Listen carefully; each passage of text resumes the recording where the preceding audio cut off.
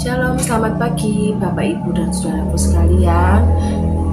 Renungan firman Tuhan pada pagi hari ini terambil dalam Lukas 6 ayat 27 sampai 36. Dan saya beri judul Mengasihi Musuh, Mungkinkah?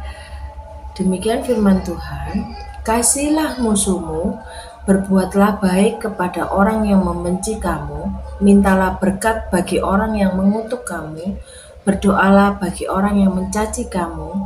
Jikalau kamu mengasihi orang yang mengasihi kamu, apakah jasamu? Karena orang-orang berdosa pun mengasihi juga orang-orang yang mengasihi mereka. Kasihilah musuhmu dan berbuatlah baik kepada mereka, maka upahmu akan besar dan kamu akan menjadi anak-anak Allah yang maha tinggi. Sebab ia baik terhadap orang-orang yang tidak tahu berterima kasih dan terhadap orang-orang jahat. Dalam kehidupan kita sehari-hari ada seseorang yang kita sayang, ada juga yang memusuhi kita. Di sini Tuhan mengajarkan kita untuk mengasihi musuh kita.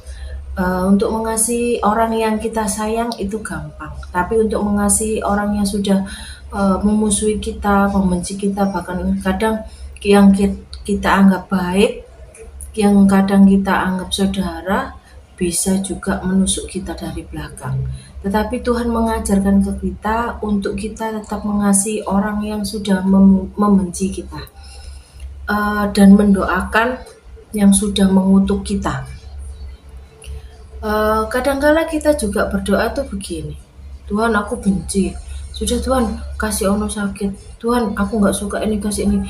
Tapi Tuhan tidak menginginkan kita untuk berdoa seperti itu. Kita harus mendoakan musuh-musuh kita, bahkan kita bisa memberkati musuh yang sudah mencaci, mengutuk kita.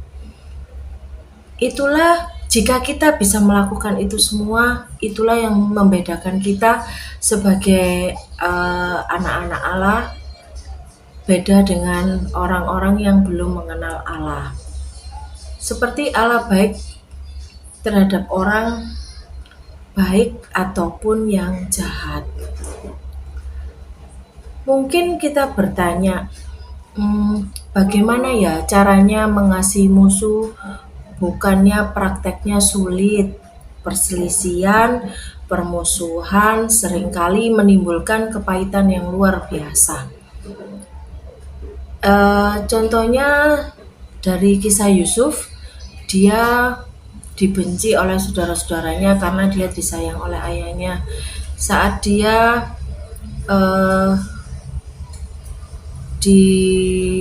berkumpul bersama saudaranya, bahkan dia dijual oleh saudara-saudaranya. Di Mesir nasibnya naas juga, dia difitnah, dipenjara.